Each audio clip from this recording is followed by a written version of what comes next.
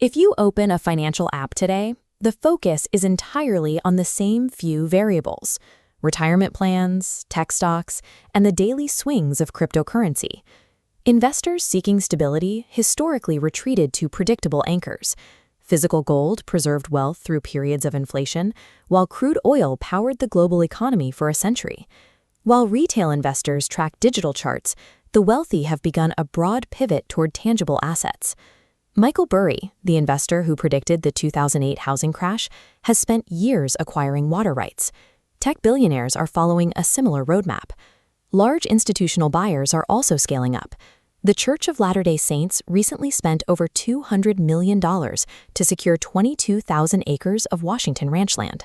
The value in these acquisitions lies in the deep water rights tied to the deeds, effectively privatizing a survival resource before a broader shortage occurs.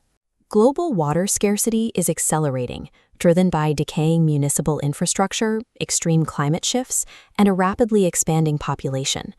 This chart shows that 70% of the global freshwater supply is dedicated strictly to agriculture. Crude oil dictated global power dynamics throughout the 20th century. Water is now moving into that same dominant position.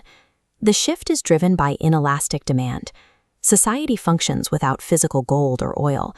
Biological life requires water. Investment firms are using farmland as a physical loophole, purchasing massive tracts of land solely to control the century-old water rights attached to the soil.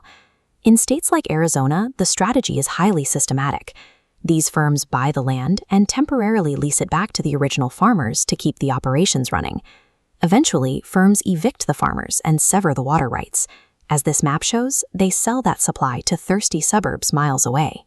This maneuver generates millions for investors and secures supply for cities, while the original farmland dries out.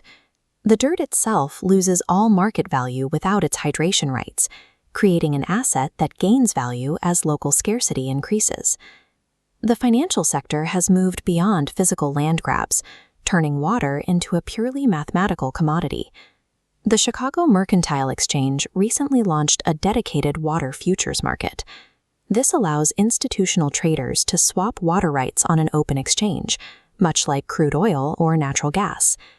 This chart compares the trading volume of late 2024 to early 2025. In just one quarter, the activity in this new water market doubled. This system converts a survival necessity into a speculative instrument, with price points driven by institutional yield expectations. The immediate impact falls on the consumer. Household utility bills are rising because basic water access is now priced for maximum shareholder returns.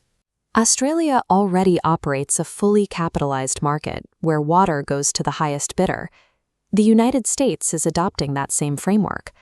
While the middle class buys shares of companies that lose purchasing power, the wealthiest investors are securing the finite resources required to sustain life.